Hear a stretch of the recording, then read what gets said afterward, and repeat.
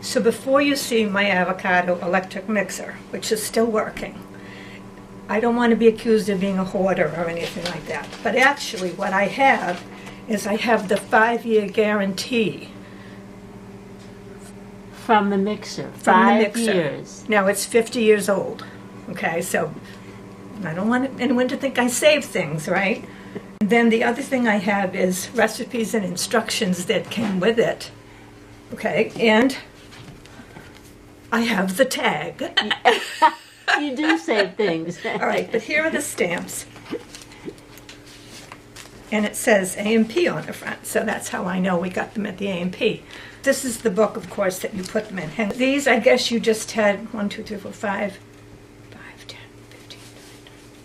Well, anyways, you've got 30 stamps in this one, in the little ones like this. But for you, I have some S&H green stamps, which I don't have the book for. And I think those came from the Stop and Shop. He was up in Cohasset where Shaw's is now. It was a lovely store. And that was the only, and then there was a supermarket diagonally across the street which became the Stop and Shop, but originally it was Tedeschi's. And when we were first married and we were living here. And then I guess this is the big book. So then you would turn these in to get your goodies. I don't have a book that has all of the gifts that you could get, but you could get, you know, electric mixers and electric, like, can openers, things like that. We were talking the other day about stamps and things like that, and it was kind of like a different time. Like, people that I knew didn't have a lot of disposable income, so you didn't go out and buy an electric mixer or anything. I mean, that would either be a gift or you would get it through something like this. People did things like that. They got, you know, bedspreads and things through those clubs and all that kind of stuff.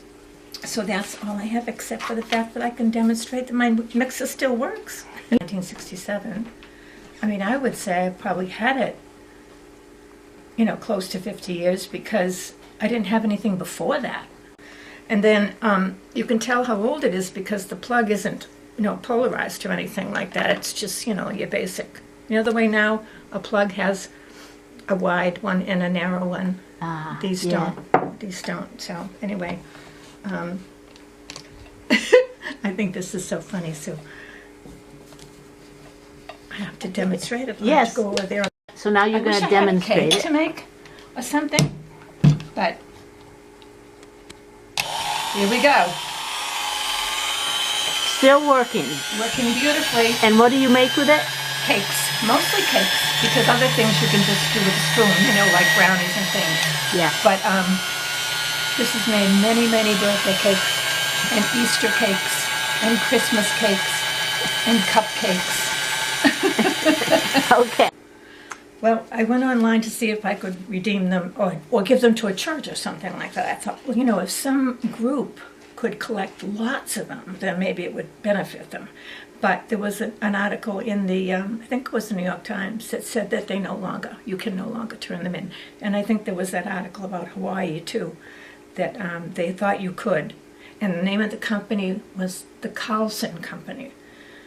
They took over for Gold Bond. So I researched the Carlson Company, and they own Radisson hotels and all those kinds of things. So I think that's the end of Gold Bond stamps. I don't think there's anything you can do with them. And so I've been taking boxes out of the basement one at a time to go through them and decide at this time of my life, what am I doing with some of this stuff? And that's when we found the stamps.